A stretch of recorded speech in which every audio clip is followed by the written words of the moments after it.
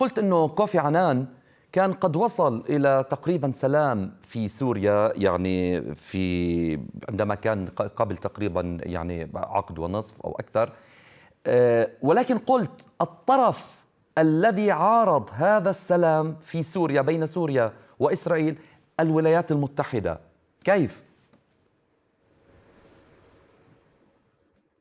Two issues when it comes to Syria. First, just as a background, we have to understand that the Syrian war was caused by the United States. There was an order given by President Obama to overthrow Bashar al-Assad. Now, I'm not talking about whether Assad was good, bad, whether there were protests. Yes, there were protests against him and so forth, but not a war. The war came because President Obama instructed the CIA with $1 billion assigned, as far as we know at the start, and we don't even have a proper accounting, but with lots of funding, lots of armaments to overthrow Bashar al-Assad. This is what we call a regime change operation. It's a disgusting part of American foreign policy. And it was largely done, as all these wars in the Middle East, in conjunction with Israel, because the idea was Assad was getting too close to Iran, so he must be overthrown. Netanyahu's idea is if a government opposes Israel's occupation of Palestine, well, you overthrow that government. That's the Netanyahu doctrine.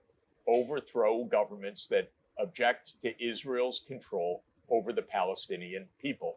So in 2011, Obama decided that the US government would overthrow Assad, and he tasked the CIA with this operation in something called Operation Timber Sycamore.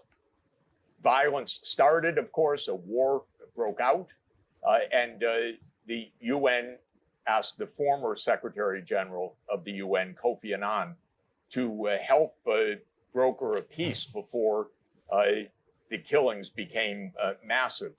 And so Kofi Annan, one of the greatest statesmen of our time, went, he met with all of the parties, he reached an agreement, but the United States alone blocked the peace because the US told Kofi Annan, we will not accept any agreement unless Bashar al-Assad leaves the first minute of that agreement.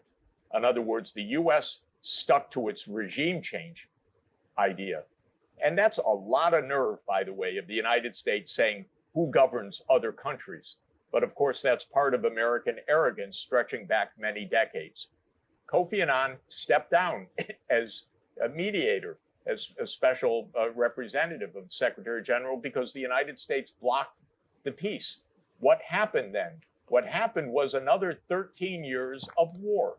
Hundreds of thousands of people dead because the United States blocked the peace. And this is happening all over the Middle East. There's war in Lebanon, war in Syria. There was war in Iraq. There are 2 wars in Sudan because the United States took the lead to break Sudan apart so that Sudan and South Sudan became 2 separate countries, and now there's civil wars in both of those countries.